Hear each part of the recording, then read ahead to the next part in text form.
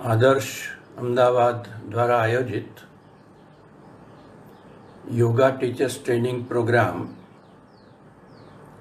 એના અંતર્ગત batch number 46, 47 અને 48ના સૌ વિદ્યાર્થીઓનું સ્વાગત છે. આપણે એનેટોમી અને ફિઝિયોલોજીમાં લેક્ચર્સ જે આદર્શ અમદાવાદ ખાતે થયા એની અધૂરી રહેલી યાત્રા આપણે અહીંયા આગળ ચાલુ કરીએ છીએ. કોરોનાના કારણે સંજોગવશાત આપણે હોલમાં લાઈવ લેક્ચર્સ કરી શકીએ તેમ ન હોવાથી ઓનલાઈન ઉપર આપણે આ કાર્યક્રમ છેલ્લા 2 લેક્ચર્સનું આયોજન કર્યું છે. એટલે આજે અને કાલે 2 દિવસમાં આપણે જે અધૂરો રહેલો જે પોર્શન છે એમાં એક અસ્થિ અને સ્નાયુ તંત્ર અને બીજું લેક્ચર હશે તણાવ. તો આજે અસ્થિ અને સ્નાયુ તંત્ર ઉપર આપણે વાત કરીશું. સામાન્ય રીતે આપણે પાવર પોઈન્ટ પ્રેઝન્ટેશન ઉપર આ લેક્ચર કરીએ છીએ અને એનેટોમી જેવા વિષયમાં એ બહુ જરૂરી પણ છે, પરંતુ સંજોગવશાત આપણે અત્યારે કરી શકીએ તેમ નથી. એટલે મારી આપ સૌને વિનંતી છે કે આપને જે પુસ્તક આપવામાં આવ્યું છે એને પ્રોપરલી અનુસરશો તો તમારા એક્ઝામ વ્યૂ પોઈન્ટથી તમને કોઈ તકલીફ નહીં પડે. બીજું, આજે મારે વન સાઇડેડ ટોક કરવાની છે. એમાં એનેટોમી જેવો જરા અઘરો કહેવાય એવો વિષય અને કોઈ વિઝ્યુઅલ એડ વગર કરવો, પરંતુ એમાં તમે એક દ્રષ્ટિબિંદુ રાખશો કે આપણે અહીંયા ફક્ત એક જનરલ નોલેજ જે કંઈ જાણવા મળે આપણે કોમન સેન્સ વાપરી અને વિષયને જેટલું જણાય તેટલું જાણીએ.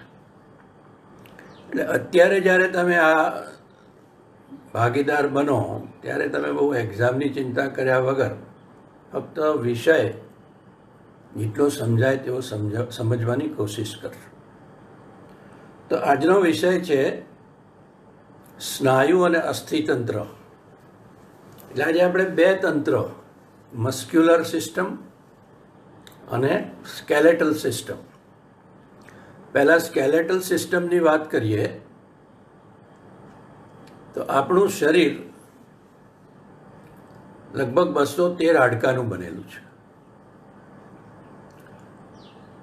બોન્સ એ કનેક્ટિવ ટિશ્યુ છે. આપણે જાણીએ છીએ કે આપણા શરીરમાં 4 પ્રકારની ટિશ્યુ હોય છે. એમાં જે કનેક્ટિવ ટિશ્યુ છે એ એવી ટિશ્યુ છે કે જેની અંદર ખૂબ સૌથી વધારે કદાચ વેરાયટીઝ છે. એ તમને એના ઉપરથી ખ્યાલ આવશે કે બોન જેવી હાર્ડ સ્ટ્રક્ચરવાળી ટિશ્યુ અને બ્લડ જેવી પ્રવાહી જેવી ટિશ્યુ બંને કનેક્ટિવ ટિશ્યુ છે. તો બોન ઇઝ અ કનેક્ટિવ ટિશ્યુ અને આપણે આ બોનનું બનેલું આખું તંત્ર 3 ભાગમાં શીખીશું. પહેલું આપણે હાડકાનું બંધારણ એના વિશે થોડું જાણીશું. ત્યાર પછી શરીરમાં રહેલા ભિન્ન ભિન્ન હાડકાઓ વિશે થોડો પરિચય મેળવીશું અને છેલ્લે જોઈન્ટ્સ, સાંધાઓ વિશેની વાત કરીશું. તો સૌ પ્રથમ આપણે હાડકાનું બંધારણ. તો મેં કહ્યું તેમ બોની ટિશ્યુ એ કનેક્ટિવ ટિશ્યુ છે અને આખું સ્કેલેટન પગથી માથા સુધીનું જે હાડકાનું તંત્ર છે એ શરૂઆતમાં જ્યારે ગર્ભ બંધાય છે ત્યારે કાર્ટિલેજના ફોર્મમાં હોય છે, કુર્ચા જેને કહેવાય છે. So cartilage is relatively soft compared to bone. બાળક જન્મે છે ત્યારે પણ મોટાભાગનું અંદર કાર્ટિલેજ હોય છે. જન્મ પછી પણ એની વિકાસ ગાથામાં આ કાર્ટિલેજમાંથી ધીરે ધીરે બોન બનવાનું એક પ્રક્રિયા ચાલતી રહે છે. લગભગ 20 થી 25 વર્ષની ઉંમર સુધી આ પ્રક્રિયા ચાલુ રહે છે અને ત્યાર પછી લગભગ તે સમયે પૂર્ણપણે બોન બનવાની પ્રક્રિયા થઈ ગઈ હોય છે. એટલે કાર્ટિલેજમાંથી બોન બનવાની જે આ પ્રક્રિયા છે એને ઓસિફિકેશન કહેવાય છે.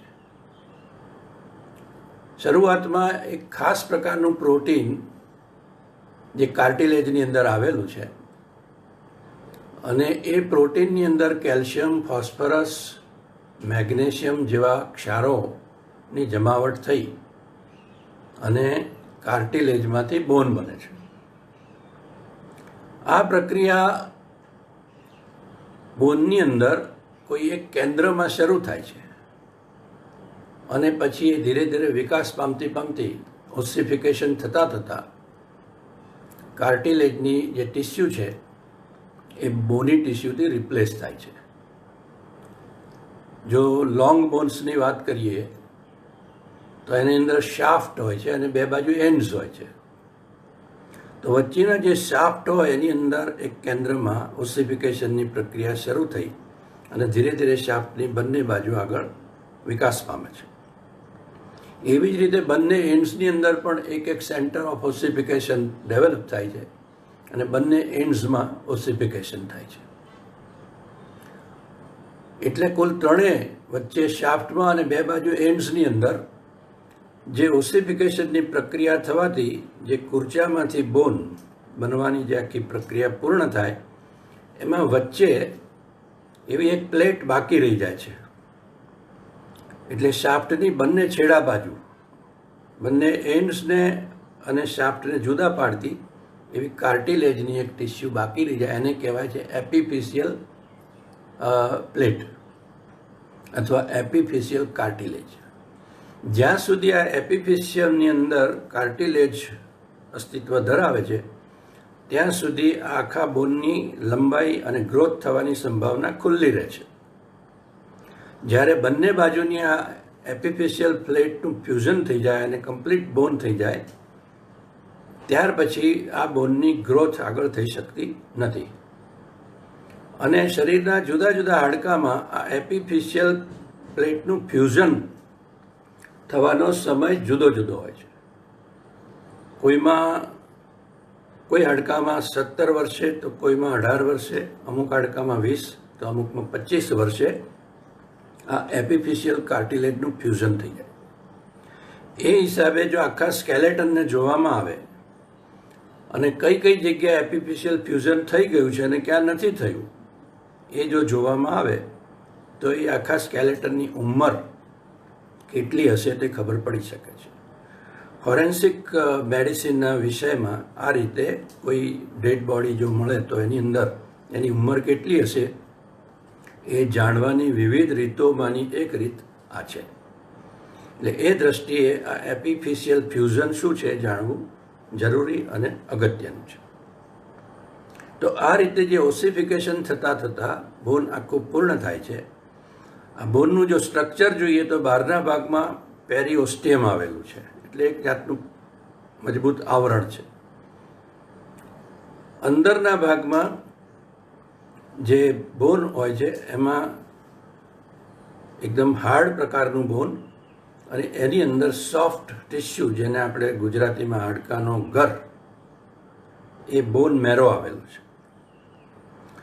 બોન મેરો એ સોફ્ટ ટિશ્યુ છે, એની અંદર બ્લડનો પ્રવાહ પણ થતો હોય છે અને in fact it is a factory of blood. એટલે શરીરમાં જે બ્લડ વહેતું હોય છે એ બનવા માટેનું જો સ્થળ કોઈ હોય તો આ બોનની અંદર આવેલો બોન મેરો છે.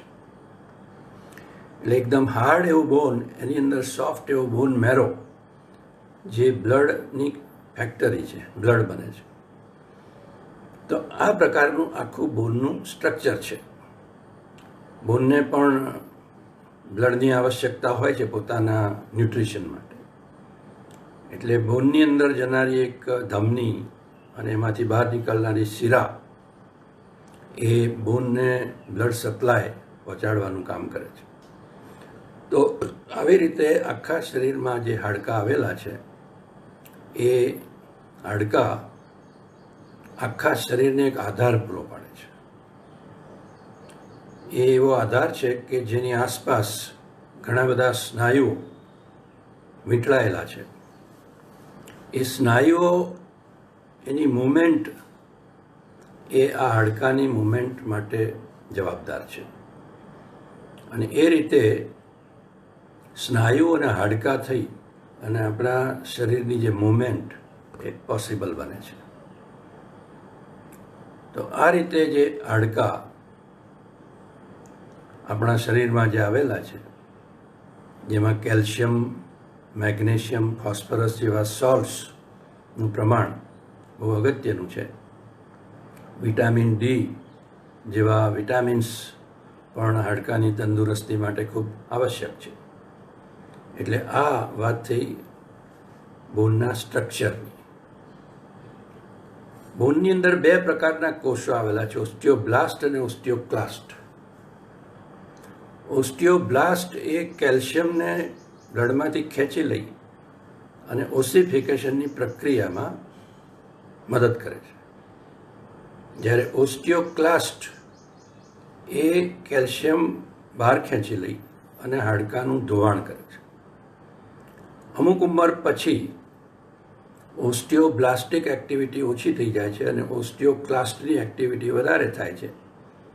એટલે જેમ ઉંમર થાય એમ હાડકામાંથી કેલ્શિયમ ધીરે ધીરે ઓછું થવાની સંભાવના વધારે રહે છે. આ કુદરતી પ્રક્રિયા છે. એને આપણે કેટલી રીતે પોઝિટિવલી આપણી અનુકૂળતા પ્રમાણે મોડિફાઈ કરી શકીએ છીએ આપણા ઉપર છે. તો આ રીતે આ હાડકાનું આખું સ્ટ્રક્ચર આપણે જોયું. કુલ જો પ્રકાર જોઈએ તો long bones, short bones, irregular bones અને ફ્લેટ બોન્સ, 4 પ્રકારના બોન્સ હોય. જેમ કે આપણા હાથ અને પગની અંદર લોંગ બોન્સ આવેલા છે. આપણા હેન્ડ્સ અને ફીટ એની અંદર જે નાના નાના શોર્ટ બોન્સ આવેલા છે. આપણી ખોપરીમાં આવેલા ફ્લેટ બોન્સ છે અને કરોડના મણકાની અંદર ઇરેગ્યુલર બોન્સ આવેલા છે. તો આ વિવિધ એના આકાર પ્રમાણે બોનના પ્રકાર છે. બોનને જો ગણતરીની દ્રષ્ટિએ જોઈએ તો આખું સ્કેલેટન એને આપણે અમુક ભાગમાં વહેંચીને વાત કરીએ તો સૌથી ઉપર સ્કલ આવે છે, સ્કલ અથવા ક્રેનિયમ, આપણે ખોપરી કહીએ છીએ. ત્યાંથી શરૂ થઈ એના નીચે કરોડ સ્તંભ છેક સ્કલની નીચેથી શરૂ થાય છે અને છેક નીચે કોક્સિક્સ સુધી એક લાંબો કરોડ સ્તંભ આવેલો છે. પછી એક રીબ કેજ આવેલું છે, એટલે પાંસળીઓ. પછી અપર લિમ્સ અને લોઅર લિમ્બ. અપર લિમ્બ એટલે ખભાથી માંડીને આંગળીઓ સુધીનો જે હાથ, અને લોઅર લિમ્બ એટલે પગ. તો આ રીતે જુદા જુદા હાડકાં આ સ્કેલેટનના જુદા જુદા પાર્ટ્સ બનાવે છે.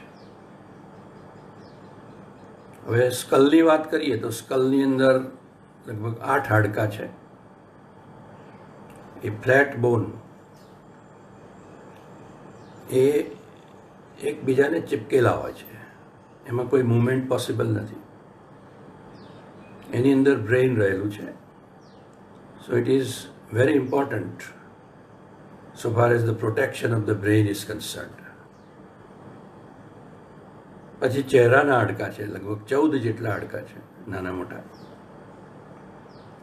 કરોડ સ્તંભની અંદર 33 મણકા આવેલા છે, ઉપરથી નીચે સુધી. આખો કરોડ સ્તંભ કરોડના મણકાઓનો બનેલો છે. ઉપરથી નીચે સુધી જે 33 મણકાઓ છે, દરેક મણકાની વચ્ચે ગાદી આવેલી છે, જેને ઇન્ટરવર્ટિબ્રલ ડિસ્ક કહેવાય છે. એટલે એક મણકો એક ગાદી, એક મણકો એક ગાદી, એ રીતનું આખું સ્ટ્રક્ચર ઉપરથી નીચે સુધી. એના શેપની વાત કરીએ તો કરોડ સ્તંભ એકદમ લાકડી જેવો સ્ટ્રેટ નથી હોતો, એના ખાસ વળાંકો હોય છે. એટલે એ હિસાબે અને એના સ્થાન અનુસાર સર્વાઇકલ, થોરેસિક, લંબર, સેક્રલ અને કોક્સિજિયલ, આ એના 5 ભાગ છે. સર્વાઇકલ વર્ટિબ્રા, કુલ 7 સર્વાઇકલ વર્ટિબ્રા છે, એટલે ગરદનના મણકા. 12 થોરેસિક વર્ટિબ્રા છે, એટલે છાતીના મણકા. 5 લંબર, 5 સેક્રલ અને 4 કોક્સિજિયલ. તો આ એના જુદા જુદા નામ છે. એના સ્થાન અનુસાર મણકાની રચનામાં થોડો ફરક હોય છે, એની સાઇઝમાં ફરક હોય છે, પરંતુ ખાસ તો આખો જે કરોડ સ્તંભ છે એના જે વળાંક છે, ગરદનના ભાગમાંથી એ આગળ તરફ બહિર્ગોળ છે. જ્યારે આગળ બહિર્ગોળ હોય એને લોર્ડોસિસ કહેવાય છે, પાછળ બહિર્ગોળ હોય તો એને કાઇફોસિસ કહેવાય છે. એટલે સર્વાઇકલ લોર્ડોસિસ. થોરેસિક રિજિયનની અંદર પાછળના ભાગમાં એનું બહિર્ગોળ હોય છે, એટલે એને થોરેસિક વર્ટિબ્રા અને એ થોરેસિક કાઇફોસિસ. જ્યારે એનો અતિરેક થાય ત્યારે કાઇફોસિસ કહેવાય, પણ નોર્મલ વળાંક એનો પાછળ તરફનો. લંબર લોર્ડોસિસ, લંબરમાં ફરી પાછું એ આગળના ભાગમાં છે, અને સેક્રલ અને કોક્સિજિયલ એમાં પાછળના ભાગમાં બહિર્ગોળ હોય. તો આ રીતનો આખો શેપ કરોડ સ્તંભનો આવેલો હોય છે. ગરદનની અંદર 7 મણકા, થોરેસિકની અંદર 12, લંબરમાં 5, સેક્રલમાં 5 અને કોક્સિજિયલમાં 4 મણકા, એમ કરીને કુલ 33 મણકા છે. મણકાનો જો શેપ થોડો આપણે વાત કરી લઈએ તો એને વીંટી સાથે સરખાવી શકાય. વીંટીમાં એક મોટું નંગ હોય અને એક રિંગ હોય. એવી રીતે કરોડનો મણકો આગળના ભાગમાં વર્ટિબ્રલ બોડી હોય અને બોડીમાંથી આર્ચની જેમ જે ભાગ નીકળે એ આખો ગોળ, એક ગોળાકાર, એને આર્ચ ઓફ ધ વર્ટિબ્રા કહેવાય. એટલે વર્ટિબ્રલ બોડી અને આર્ચ ઓફ ધ વર્ટિબ્રા એ મળી અને વર્ટિબ્રા બને છે. આર્ચ ઓફ ધ વર્ટિબ્રા એ એવો ભાગ છે જેમ વીંટીની રિંગ હોય અને અંદરથી અંદર આંગળી હોય, એવી રીતે આમાં અંદરના ભાગમાંથી કરોડરજ્જુ પસાર થાય છે. એટલે કરોડરજ્જુ ઉપરથી નીચે સુધી જે પાસ થતું દોરડી જેવું સ્ટ્રક્ચર છે, એના આગળના ભાગમાં વર્ટિબ્રલ બોડીઝ આવેલી છે. ઉપરથી નીચે સુધીની બધી જ વર્ટિબ્રાની જે વર્ટિબ્રલ બોડીઝ છે એ કરોડરજ્જુની આગળના ભાગમાં, અને કરોડરજ્જુને ગોળ ફરતી વીંટળાયેલી આર્ચ ઓફ ધ વર્ટિબ્રા. એટલે ધીસ ઇઝ ધ સ્ટ્રક્ચર. એટલે આખી વર્ટિબ્રા, એમાં વર્ટિબ્રલ બોડી છે કરોડરજ્જુની આગળના ભાગમાં છે. 2 વર્ટિબ્રલ બોડીઝની વચ્ચે જે ડિસ્ક આવેલી છે એ પણ કરોડરજ્જુની આગળના ભાગમાં છે. ડિસ્ક, જેને આપણે ગાદી કહીએ છીએ, એ રિલેટિવલી સોફ્ટ સ્ટ્રક્ચર છે, અને ક્યારેક ક્યારેક એની પર વધારે દબાણ આવવાથી અને ડિજનરેટિવ પ્રોસેસના હિસાબે એ પાછળના ભાગમાં જો એ પ્રોટ્રુડ થાય, પ્રોજેક્ટ થાય અથવા બલ્જ થાય, અથવા વર્ટિબ્રલ બોડીની અથવા તો વર્ટિબ્રલ ડિસ્કની, ઇન્ટરવર્ટિબ્રલ ડિસ્કની કોઈક પ્રકારની એબનોર્માલિટી થાય, તો એની પાછળથી પસાર થતી કરોડરજ્જુ ઉપર એ દબાણ લાવી શકે છે. અને આપણે ઘણા બધા કેસમાં આવી સમસ્યાવાળા લોકોને જોઈએ છીએ કે કરોડરજ્જુ ઉપર દબાણ આવતું હોય, અથવા તો કરોડરજ્જુમાંથી નીકળતી જે roots of the spinal nerves એની ઉપર દબાણ આવે અને એના કારણે ક્યાંક ચામડીમાં બહેરાશ થવી કે પેરાલિસિસ જેવું તકલીફ થવી આ બધી સંભાવનાઓ હોય છે. એટલે આ રીતે આ એક એવું સ્ટ્રક્ચર છે કરોડ સ્તંભ, જે બોન અને ઇન્ટરવર્ટિબ્રલ ડિસ્ક અને એની ગોળ ફરતા જે લિગામેન્ટ્સ વગેરે અને એની બહાર સ્નાયુ, આમ કરીને એક આખું મજબૂત સ્ટ્રક્ચર બને છે. અને એની વચ્ચેથી એકદમ કોમળ એવી જે સ્પાઇનલ કોર્ડ પસાર થતી હોય છે. એટલે સ્પાઇનલ કોર્ડ એટલે કરોડરજ્જુ, અને સ્પાઇન અથવા સ્પાઇનલ કોલમ એટલે કરોડ સ્તંભ. તો બે વચ્ચે કન્ફ્યુઝન થતું હોય છે. કરોડરજ્જુ એ એકદમ ડેલિકેટ સ્ટ્રક્ચર છે, એ જ્ઞાનતંત્રનો ભાગ છે, જ્યારે કરોડ અથવા કરોડ સ્તંભ એક મજબૂત આધાર આપનારું અને બોની સ્ટ્રક્ચર છે. તો આ બે વસ્તુઓ વચ્ચે આપણે જ્યારે વર્ણન કરીએ ત્યારે ઘણી વખત મેં જોયું છે બધા ભૂલ કરતા હોય છે. તો આ વિશે વાત કર્યા પછી આપણે જોઈએ છાતીનું પાંજરું અથવા તો થોરેસિક કેજ. 12 પાસળીઓ, 12 ડાબી બાજુ, 12 જમણી બાજુ, 12 pairs ઓફ રિબ્સ. પાછળના ભાગમાં થોરેસિક વર્ટિબ્રા એની સાથે જોડાયેલી છે અને કમાન બનાવીને આગળના ભાગમાં આવે છે. એમાંથી આગળના ભાગમાં એ ઉરોસ્થિ નામનું છાતીમાં જે હાડકું છે, જેને કે સ્ટર્નમ કહેવાય છે, એ સ્ટર્નમ સાથે જોડાય છે. 7 પાસળીઓ સ્ટર્નમ સાથે જોડાય છે એટલે એને ટ્રુ રિબ્સ કહેવાય છે. બાકીની ફોલ્સ રિબ્સ છે એ એની ઉપરની જે રિબ હોય એની સાથે જ જોડાય છે, સીધી સ્ટર્નમ સુધી પહોંચતી નથી. અને એમાં છેલ્લી 2 છે એને ફ્લોટિંગ રિબ્સ કહેવાય છે, એ ક્યાંય પણ એના છેડા ખુલ્લા રહે છે. તો આ પ્રકારની 12 pairs of ribs arising from the thoracic vertebra and arching in front, અને એ આખું એક પાંજરા જેવું એક સ્ટ્રક્ચર બનાવે છે જેની અંદર લંગ્સ અને હાર્ટ જેવા ઓર્ગન્સ સુરક્ષિત છે. તો આ વાત થઈ રિબ્સની. બંને એક્સ્ટ્રીમિટીઝ અથવા લિમ્સ, અપર એક્સ્ટ્રીમિટી અને લોઅર એક્સ્ટ્રીમિટી. અપર એક્સ્ટ્રીમિટી એમાં પાછળના ભાગમાં સ્કેપ્યુલા, એક ત્રિકોણાકારનું હાડકું, અને આગળ ક્લેવિકલ, જેને આપણે હાંસડી કહીએ છીએ. એ બે ઉપરાંત જે હાથ શરૂ થાય છે ખભાથી કોણી સુધી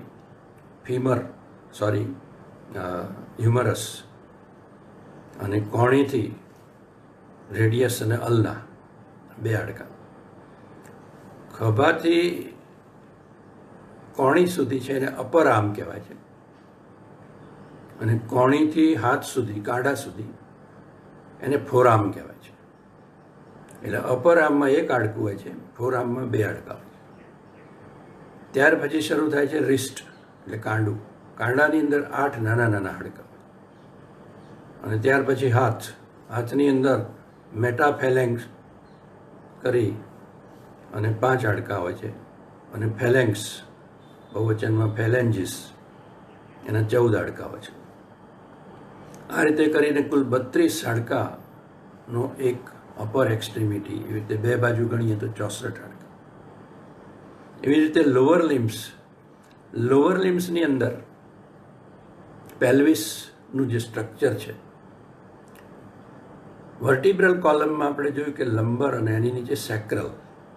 તો આ જે સેક્રલ પાર્ટ ઓફ ધ વર્ટિબ્રલ કોલમ, એમાં એની સાથે જોડાયેલું એક થોડું પહોળું એવું એક પેલ્વિક સ્ટ્રક્ચર છે. 3 હાડકાં, પ્યુબિસ, ઇસ્કિયમ અને ઇલિયમ. 3 એવા હાડકાં છે ફ્લેટ બોન્સ. એટલે આપણે જેમ આમ ખોખો બનાવીએ એવી રીતે નીચેનો ભાગ પીઠનો, જેને આપણે કહીએ છીએ લોઅર એબડોમન, એકદમ લોએસ્ટ પાર્ટ ઓફ એબડોમન, એના જે ઓર્ગન્સ છે, પેલ્વિક ઓર્ગન્સ, યુરિનરી બ્લેડર અને રેક્ટમ, પેશાબની કોથળી અને રેક્ટમ એટલે મળાશય, અને સ્ત્રીઓમાં ગર્ભાશય ત્રીજું. આ બધા પેલ્વિક ઓર્ગન્સ છે અને એને સુરક્ષિત કરવા માટે આ પેલ્વિસ નામનું સ્ટ્રક્ચર, જે બોની સ્ટ્રક્ચર, એમાંથી એરાઇઝ થાય છે લોઅર લિમ્સના બોન્સ. એટલે હિપ જોઈન્ટથી ની જોઈન્ટ સુધી એને થાઈ કહેવાય, ની જોઈન્ટથી એન્કલ સુધી એને લેગ કહેવાય, અને એન્કલથી નીચે ફૂટ કહેવાય. એટલે આપણે પગ ગુજરાતીમાં કહીએ આખા પગ માટે. અહીંયા આગળ શું છે? થાઈ, લેગ અને ફૂટ. થાઈની અંદર એક હાડકું છે જેને ફીમર કહેવાય, which is the longest bone in the body. થાઈથી નીચે લેગની અંદર બે બોન્સ છે, ટીબિયા અને fibula. Fibula is a very delicate and very thin bone, but perhaps providing maximum attachment to muscles. એને ગોળ બધા ખૂબ મસલ્સનું એટેચમેન્ટ હોય છે. Tibia is the perhaps the strongest bone. જે લોંગ બોન્સ છે એમાં સૌથી સ્ટ્રોંગ ટીબિયા છે. આ બે બોન્સ લેગ્સના છે. એ પછી એન્કલ જોઈન્ટ આવે, એમાં 7 ટાર્સલ બોન્સ છે નાના નાના, પછી મેટાટાર્સલ્સ અને ફેલેન્જીસ. તો આ રીતે કુલ 30 બોન્સ લોઅર લિમ્સના, અને એમ કરી અને આખા શરીરના બોન્સ બનેલા છે. તો આ વાત થઈ બોન્સ વિશે. હવે આપણે જોઈન્ટ્સની વાત કરીએ તો જ્યારે બે બોન્સ જોડાય ત્યાં જોઈન્ટ બને.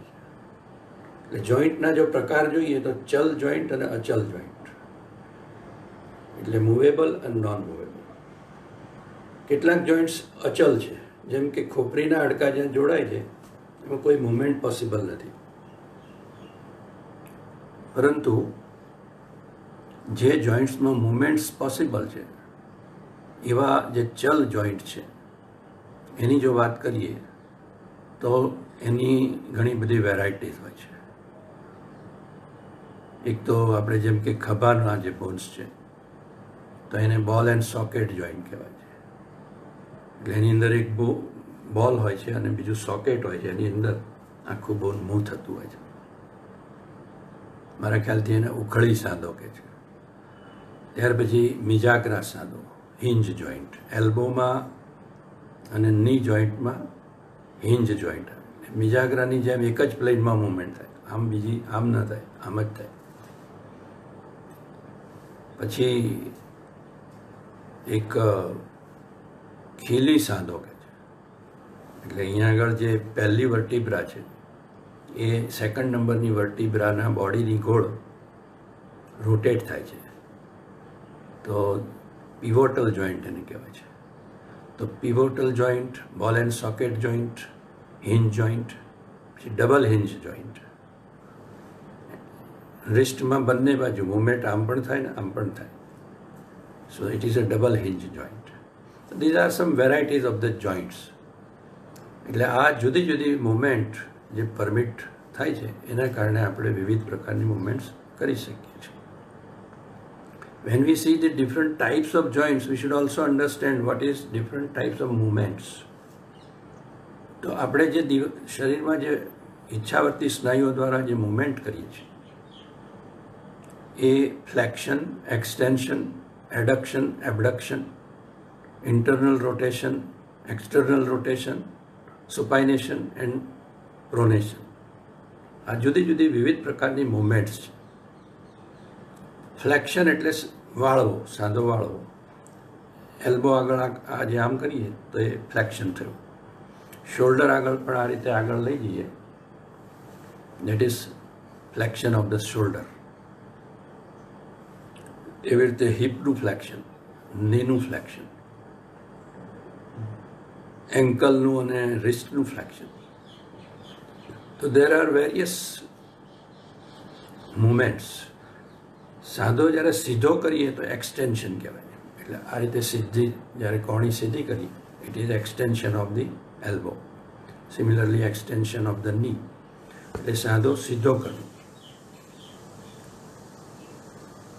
એડક્શન અને એબડક્શન, આપણી જે મિડલાઇન છે એના તરફની મુવમેન્ટ હોય એડક્શન કહેવાય. એનાથી દૂર જઈએ, હાથ પહોળા કરીએ એ એબડક્શન કહેવાય. પગમાં પણ પગ પહોળા કરીને ઉભા રહીએ તો એ એબડક્શન, નજીક લાવીએ તો એડક્શન. રોટેશન, આ રીતે આખું અહીંયાથી રોટેટ થાય બોલ. જો બહારની બાજુ રોટેટ થાય તો એક્સટર્નલ રોટેશન, અંદરની બાજુ થાય તો internal rotation. So this is rotation. અહીંયા એલ્બો આગળ આ રીતે મુવમેન્ટ થાય છે, this is cold પ્રોનેશન.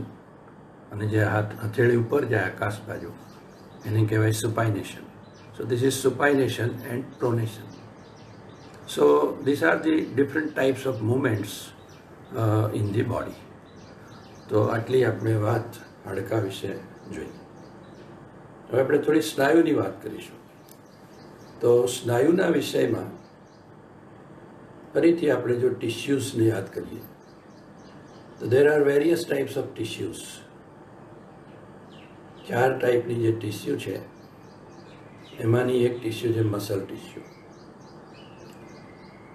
એપિથેલિયલ tissue, muscle tissue, connective tissue and nerve tissue. These are the varieties of the tissues in the body. Epithelial tissue મોટાભાગે surfaces, કવરિંગ્સમાં આવેલી છે. ઉદાહરણ તરીકે સ્કિન, આપણા હોલો ઓર્ગન્સની અંદરની મ્યુકસ મેમ્બ્રેન, આ બધી એપિથેલિયલ ટિશ્યુઝની બને. ઉપરાંત એપિથેલિયલ ટિશ્યુ કેટલીક ગ્લેન્ડ્સ બનાવે છે, ગ્રંથિઓ. Muscle tissue is unique. એ પહેલાં આપણે કનેક્ટિવની વાત કરીએ તો કનેક્ટિવ ટિશ્યુઝમાં દેર આર હ્યુજ વેરાયટીઝ. બોનથી માંડીને બ્લડ સુધી. આપણી જે પ્રતિકાર તંત્ર, ઇમ્યુન સિસ્ટમ, એના બધા જે પાર્ટ્સ એ બધા પણ કનેક્ટિવ ટિશ્યુનો ભાગ છે. એટલે કનેક્ટિવ ટિશ્યુઝની ઘણી બધી વેરાયટીઝ હોય છે. મસલ ટિશ્યુ એ શરીરના મસલ્સ બનાવે છે. અને nerve tissue, of course as the name suggest, it forms the nervous system. The muscle tissue has got one unique characteristic. It is the only tissue in the body which performs mechanical work. Muscle જ્યારે short થાય અથવા તો જ્યારે long થાય, એનું contraction અને relaxation થાય તો this is a mechanical work. In pure physical term, ફિઝિક્સના ટર્મ્સમાં વાત કરીએ તો આ પ્રકારનું મિકેનિકલ વર્ક બીજી કોઈ ટિશ્યુ કરતી નથી. એટલે મસલ ટિશ્યુ એ જ માત્ર મિકેનિકલ વર્ક કરે છે, અથવા એમ કહીએ કે kinetic. Kinesis means motion, motion related. So this is the only tissue in the body. તો આવી આ મસલ ટિશ્યુ એના શરીરમાં કુલ 3 પ્રકાર છે. એક સ્ટ્રાયેટેડ મસલ, બીજું કાર્ડિયાક મસલ અને ત્રીજું સ્મૂધ મસલ. આ જે નામ છે એની રચના અનુસાર છે. સ્ટ્રાયેટેડ મીન્સ મસલની અંદર તમને આડા પટ્ટા દેખાય. માઇક્રોસ્કોપમાં તમે જુઓ તો you will find strips, horizontal strips in the muscle. So they are known as striated muscles. Smooth muscles માં આવી કોઈ સ્ટ્રિપ્સ દેખાય નહીં. પણ એ બેની વચ્ચે કાર્ડિયાક મસલ, એમાં સ્ટ્રિપ્સ દેખાય, છતાં પણ it is a different tissue and not the striated muscle like all other muscles. એ કઈ રીતે? તો જો ફંક્શનલી જોઈએ તો રચનાની વાત થઈ, સ્ટ્રાયા જે દેખાય છે, ફંક્શનની દ્રષ્ટિએ મસલ કેન બી વોલન્ટરી ઓર ઇનવોલન્ટરી. એટલે striated muscles, all striated muscles of the body are voluntary. Cardiac muscle, even though it has got stria, but it is functionally involuntary. એ અનિચ્છાવર્તી છે. અને સ્મૂથ મસલ્સ આર ઇનવોલન્ટરી. એટલે કાર્ડિયાક મસલ બંનેની વચ્ચે આવે છે. Smooth મસલ્સની જેમ એ ઇનવોલન્ટરી છે અને સ્ટ્રાઇટેડ મસલ્સની જેમ એની અંદર સ્ટ્રાયા આવેલા છે. સો these are the 3 types of muscles. મોટા ભાગે આપણે જે મસલ્સની વાત કરીએ, અને ખાસ કરીને યોગમાં અને જુદા જુદા આસનો વગેરેમાં, તો એ કામ કરનાર સ્ટ્રાઇટેડ મસલ્સ છે. એટલે મોટા ભાગની આપણી ચર્ચા સ્ટ્રાઇટેડ મસલ્સને અનુલક્ષીને હોવાની. સ્મૂધ મસલ્સ જે છે એ આપણા શરીરના જે વિસેરા છે, ઇન્ટરનલ ઓર્ગન્સ, જે અનિચ્છાવર્તી અંગો જેમ કે સ્ટમક, ઇન્ટેસ્ટિન, શ્વાસ નળીઓ, ગર્ભાશય, યુરિનરી બ્લેડર, આ બધામાં જે મસલ્સ આવેલા છે એ બધા અનિચ્છાવર્તી છે અને they are according to structure they are smooth muscles. તો જનરલી કસરત વગેરેમાં કે યોગની અંદર આપણે એ મસલ્સની નહીં, પરંતુ આપણે સ્ટ્રાઇટેડ મસલ્સ એટલે કે વોલન્ટરી મસલ્સનો ઉપયોગ કરતા હોઈએ. તો striated muscles form a big bulk of our body. એવું કહી શકાય કે શરીરના વજનનો 42% વજન સ્ટ્રાઇટેડ મસલ્સનું છે. ઇન મેલ્સ, ફિમેલ્સમાં it is 36%. So 42% of the body weight is made up of striated muscles. So you can understand bulk wise કે આખા શરીરનો બહુ જ મોટો હિસ્સો બનાવે છે. કુલ 650 જેટલા મસલ્સ છે. એક્ઝેક્ટ ફિગર એની કાઢવી અઘરી છે, કારણ કે કેટલાક મસલ્સને જુદા નામ આપવા કે એક ગણવું, નાના નાના ઘણા મસલ્સ છે. Roughly speaking, there are 650 striated muscles in our body. એનું બહુ ડિટેલમાં સ્ટ્રક્ચર તો એનું જે ફિગર વગેરે જોયા વગર સમજવું અઘરું છે.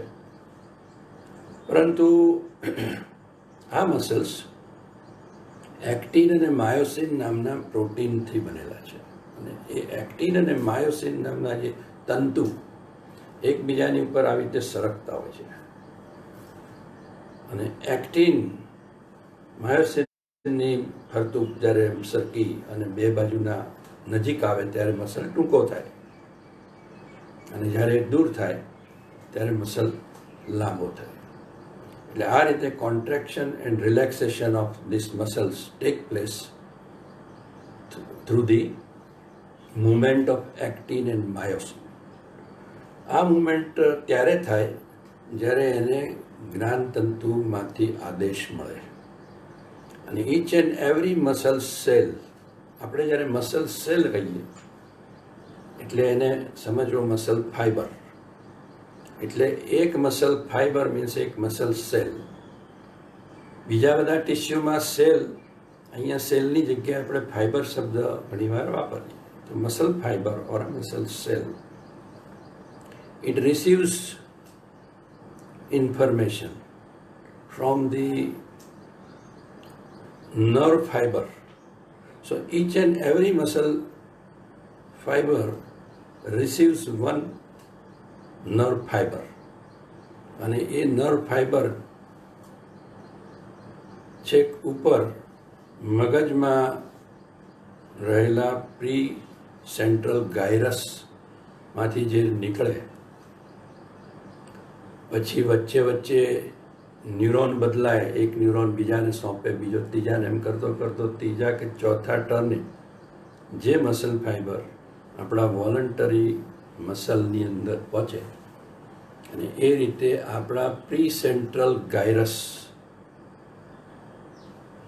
માંથી ઉદ્ભવેલી ઇમ્પલ્સ, ઈચ્છા કે મારે આ કામ કરવું છે, એ ઈચ્છા પેલા મસલ ફાઈબર સુધી પહોંચે. એટલે આ મસલ્સ સીધા આપણી ઈચ્છાવર્તી જે મગજની અંદર જે ભાગ છે પ્રી સેન્ટ્રલ ગાયરસ, એના કોષો એને નિયંત્રિત કરે છે.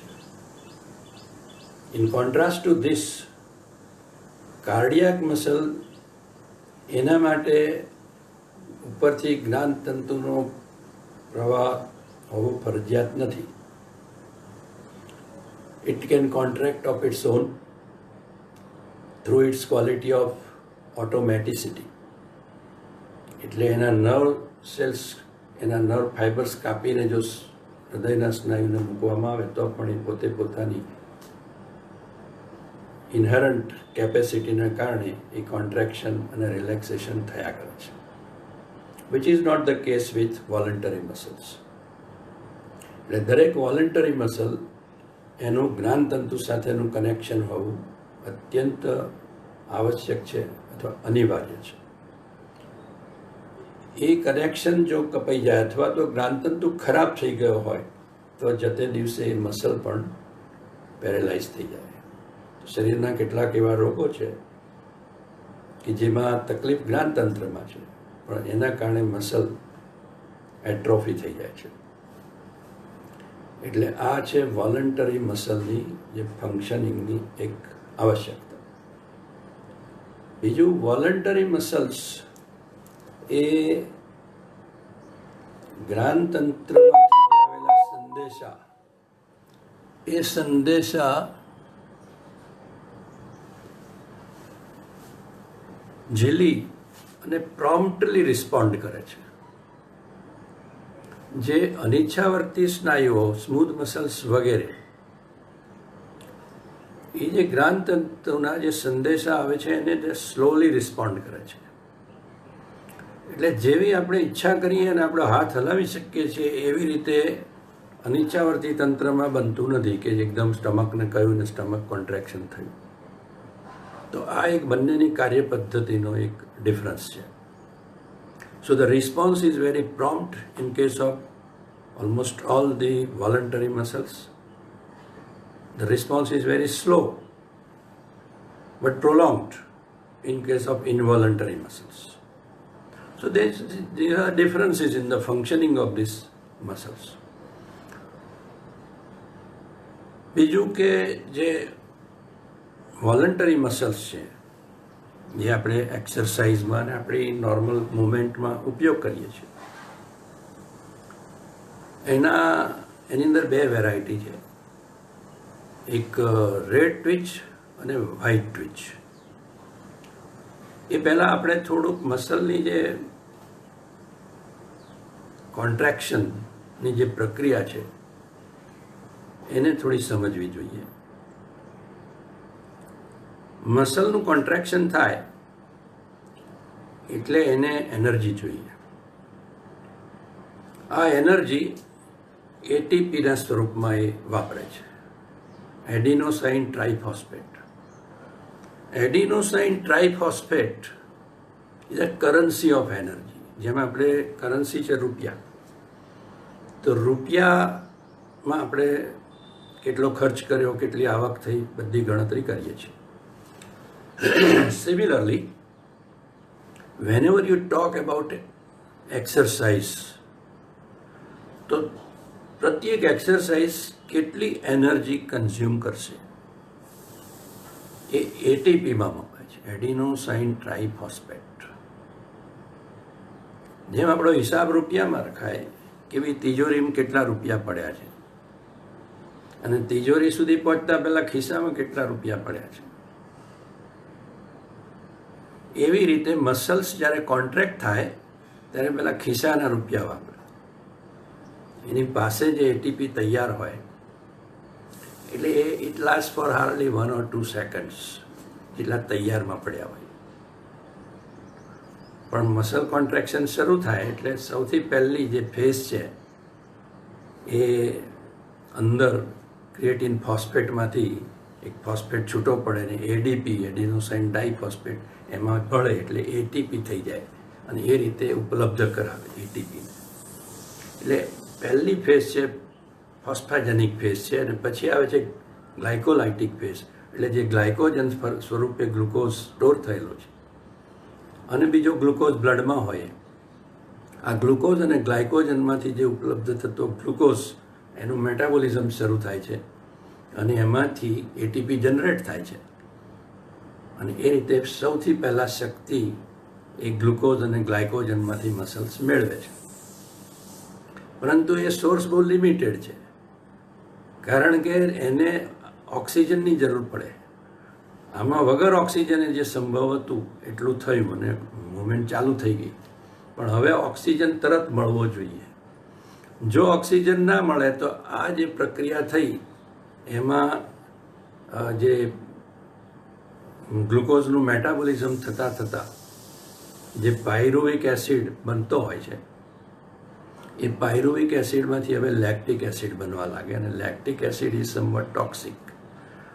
મસલ્સમાં લેક્ટિક એસિડ ભેગો થાય એટલે મસલ્સ સોરનેસ ફીલ કરે અને થાક લાગે, બળતરા થાય, ફટીક થાય અને જો વધારે લેક્ટિક એસિડ હોય તો બ્લડમાં પ્રસરે અને માણસને નોશિયા અને વોમિટિંગ થાય. એટલે if you exercise without adequate supply of oxygen then you get fatigue and you can no longer continue this movement further. એટલે આટલા સમયમાં within first 1 or 2 minutes a source of oxygen should be made available. એ ક્યાંથી આવવાનું? તો એ આપણું વધારેનું જે શ્વસન અને વધારે હાર્ટ, વધારે બ્લડ પ્રેશર, વધારે બ્લડનો ફ્લો આ બધું થાય તો જ. બાકી જે બ્લડનો ફ્લો વગેરે હતો એ આખી ટિશ્યુને બાકીના શરીરને જીવતા રહેવા માટે પૂરતો હતો પરંતુ કસરત કરવા માટે નહોતો પૂરતો. એના માટે વધારે હાર્ટનું કામ જોઈએ, વધારે બ્રિધિંગ જોઈએ. એટલે આપણે એક્સરસાઇઝ જેવી શરૂ કરીએ એટલે 2-3 મિનિટ સુધી ચાલે વિધાઉટ ઓક્સિજન. એ જે ફેઝ છે એને એનેરોબિક મેટાબોલિઝમ કહેવાય, એટલે કે વિધાઉટ ઓક્સિજન. અને ત્યાર પછી ઓક્સિજનનો પુરવઠો આવવા લાગે, આપણું બ્રિધિંગ ફાસ્ટ થાય, આપણું હાર્ટ ફાસ્ટ થાય એટલે જે વધારાનો ઓક્સિજનનો પુરવઠો આવે એટલે હવેનું જે મેટાબોલિઝમ છે એ એરોબિક મેટાબોલિઝમ. એટલે related to muscle one is required to know what is aerobic metabolism and what is anaerobic metabolism and subsequently aerobic exercise and anaerobic exercise. એટલે આપણે બે પ્રકારની એક્સરસાઇઝ છે. એક એનેરોબિક એક્સરસાઇઝ જેમાં ઓક્સિજનની સાડી બહાર કર્યા વગર જમ્પ લાવો, જેટલું થયું એટલું કરી નાખો. For example weight lifting, for example fast running, 100 metre દોડ, એક જ ફેંસલામાં દોડીને પહોંચી જાઓ, પછી જે થવું હોય થાય. સ્વિમિંગ, શોર્ટ ડિસ્ટન્સ સ્વિમિંગ, આ બધું એનેરોબિક એક્સરસાઇઝ છે. પરંતુ if you want to continue exercise for a long time you require to have a oxygen supply. એટલે એ એરોબિક એક્સરસાઇઝ કહેવાય. જેમ કે મેરેથોન રનર્સ દોડ્યા જ કરે કારણ કે now the supply of oxygen has become available and so in that case there is no limit. પહેલાંમાં જે 2 મિનિટ એની લિમિટ આવી જાય, એનાથી વધારે તમે કરી ના શકો. પરંતુ અહીંયા તમે જો બીજી રીતની તમારી એફિશિયન્સી સારી હોય તો તમે ઇનડેફિનેટ પીરિયડ સુધી એરોબિક એક્સરસાઇઝ કરી શકો. એટલે આજકાલ જે એરોબિક્સ કહે છે, it is this type of exercise which one can continue for half an hour or 1 hour like that. અને ઇટ કન્ટિન્યુઅસ અને ધીમેથી પણ એ ઓક્સિજન આવતો જાય, એનો ઉપયોગ થતો જાય અને મસલ કોન્ટ્રેક્શન થતું જાય. That is called aerobic. એટલે some types of muscles are better suited for aerobic work and they are red muscles, fast slow twitch, એટલે જે ધીમેથી કોન્ટ્રેક્ટ થાય પરંતુ લાંબો સમય સુધી એ સ્લો ટ્વિચ મસલ્સ કહેવાય, અને દે આર મોર રેટ. અને ફાસ્ટ ટ્વિચ તો white muscles, they are for anaerobic exercise like weight lifting and all this. એટલે એવી એક કહેવત છે કે જો તમે મને એક માણસની મસલ બાયોપ્સી કરીને આપો તો હું કહી આપું કે માણસ કયા પ્રકારની પ્રવૃત્તિ કરતો હશે. કારણ કે જેને ફાસ્ટ ટ્વિચ વધારે છે એવો વેઇટ લિફ્ટર કે બોડી બિલ્ડર, એમાં બોડી વધારે મસલ્સ માટે ગ્રોથ થાય છે, પણ એ એન્ડ્યોરન્સ એક્ટિવિટીમાં એટલો બધો પાવરફુલ નથી હોતો.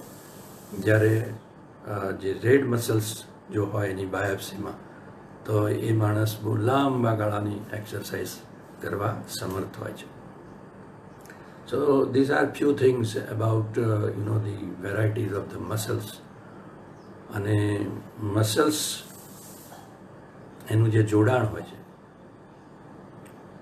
ઓછામાં ઓછું 2 હાડકા ઉપર જોડાણ થાય તો જ 2 હાડકાની મૂવમેન્ટ કરી શકે, અને વચ્ચે જોઈન્ટ હોવું જોઈએ. એટલે એક બોન હોય, પછી જોઈન્ટ હોય, અને પછી બીજું બોન. તો મસલનો એક છેડો ઉપરના બોન સાથે, બીજો છેડો નીચેના બોન સાથે જોડાય, અને જો એ મસલ કોન્ટ્રેક્ટ થાય તો બંને બોન નજીક આવે, અને જો એ રિલેક્સ થાય તો પાછા દૂર જાય. Flexion and extension. So this is how the movement of the joint will occur. મસલનો જે છેડો ઉપર જે જોડાયેલો છે એને ઓરિજિન ઓફ ધ મસલ કહેવાય, નીચેનો છે એને ઇન્સર્શન ઓફ ધ મસલ કહેવાય. સો વેન યુ સે કોઈ પણ, if you want two describe any muscle, તો એનું ઓરિજિન ક્યાં છે અને ઇન્સર્શન ક્યાં છે એ ડિસ્ક્રાઇબ કરવું પડે. એનું ઓરિજિન ધારો કે હ્યુમરસ ઉપર હોય અને ઇન્સર્શન રેડિયસ ઉપર, તો હ્યુમરસ ઉપર કયા ભાગમાં એ, કારણ કે હ્યુમરસ બીજા પણ ઘણા મસલ્સને ઓરિજિન કે ઇન્સર્શન પૂરું પાડતું હોય, એટલે બધાની જે જગ્યા છે એકદમ નક્કી છે, સુનિશ્ચિત છે. એટલે એક બોન લો તો એની અંદર કેટલા ઓરિજિન છે ને કેટલા ઇન્સર્શન છે એ આખું ચાર્ટ આઉટ કરી શકાય. તો આવી રીતે બધા જ બોન્સની ઉપર ઓરિજિન અને ઇન્સર્શન તમે એકદમ નક્કી જગ્યા હોય, અને એ એક મિકેનિક્સ કુદરત દ્વારા ઉપયોગ કરી અને એ બનાવવામાં આવી છે, જેથી કરીને વિવિધ પ્રકારની મુમેન્ટ્સ એ બોનને આપી શકે. So this is about origin and insertion of the muscles. We have also seen red twitch and white twitch muscles, slow twitch and fast twitch muscles. We have seen what is aerobic exercise and anaerobic exercise. So these are few things related to muscles. And in fact, muscular system, particularly voluntary muscles, we make use in lot of things. આપણે normal એક્ટિવિટીઝમાં એનો ઉપયોગ કરીએ છીએ, ભિન્ન ભિન્ન પ્રકારની એક્સરસાઇઝમાં એનો ઉપયોગ કરીએ. એમાં જે મુવમેન્ટ છે એને એમાં 2 પ્રકારની, આઇસોટોનિક અને isometric contraction. So the contraction of muscle can be described as isotonic or isometric. એ પણ એક સમજવા જેવી વસ્તુ છે. જ્યારે મસલનો tone, yes you should know what is tone of the muscle. કોઈ પણ મસલ જ્યારે નોન વર્કિંગ સ્ટેટમાં હોય ત્યારે પણ એના જે મસલ ફાઈબર છે એ જે થોડા ઘણા ખેંચાયેલા રહે, એકદમ લૂઝ ના રહે, એને કહેવાય ટોન ઓફ ધ મસલ. કેટલાક લોકો ખૂબ એક્ટિવ હોય, એકદમ એથ્લેટિક હોય, તો આ લોકોનો ટોન ઓફ ધ મસલ વધારે હોય. રિલેક્સ સ્ટેટમાં પણ એના મસલ આમ કડક હોય, અને જે લોકો બિલકુલ એક્સરસાઇઝ ન કરતા હોય એના મસલ્સ ફ્લેબી હોય. So the way to improve the tone of the muscle is to perform exercise. બીજું, મસલનું જ્યારે કોન્ટ્રેક્શન થાય છે ત્યારે એનું મેઝરમેન્ટ બદલાય છે.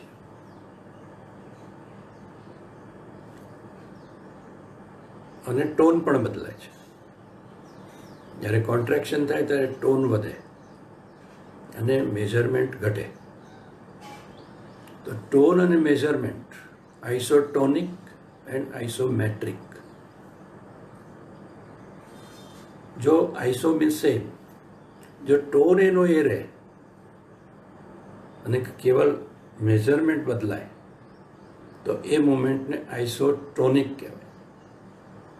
અને રિવર્સ, કે જો મેઝરમેન્ટ એનું એ રહે અને ટોન વધે તો એને કહેવાય આઇસોમેટ્રિક. હવે તમે જુઓ કે મોટાભાગે આપણે જે નોર્મલ એક્સરસાઇઝ કરીએ છીએ તો એ બધી આઇસોટોનિક એક્સરસાઇઝ છે.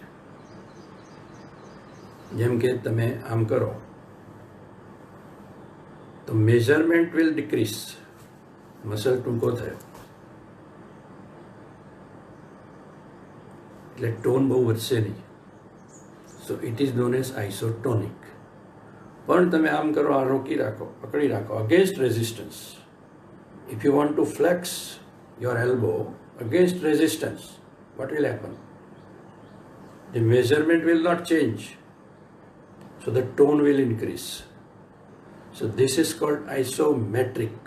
Measurement will not change, so this is isometric. So this is isotonic and this is isometric exercise. તો યોગની અંદર આપણે આઇસોમેટ્રિક એક્સરસાઇઝ કરીએ છીએ. ફોર એક્ઝામ્પલ, તમે ઉત્થાન પદ્માસન કરો, પદ્માસન વાળીને પછી બે હાથ ઉપર આખું શરીર ઊંચું કરો, કોઈ મેઝરમેન્ટમાં ફરક નથી આવતો, ફક્ત ટોન વધે છે. So this is called isometric. There are so many such asanas in which you do isometric exercise. Normally in our ordinary exercise we do isotonic exercises. Not only that, but more or less isotonic exercise, isometric exercise are prohibited in ordinary exercise.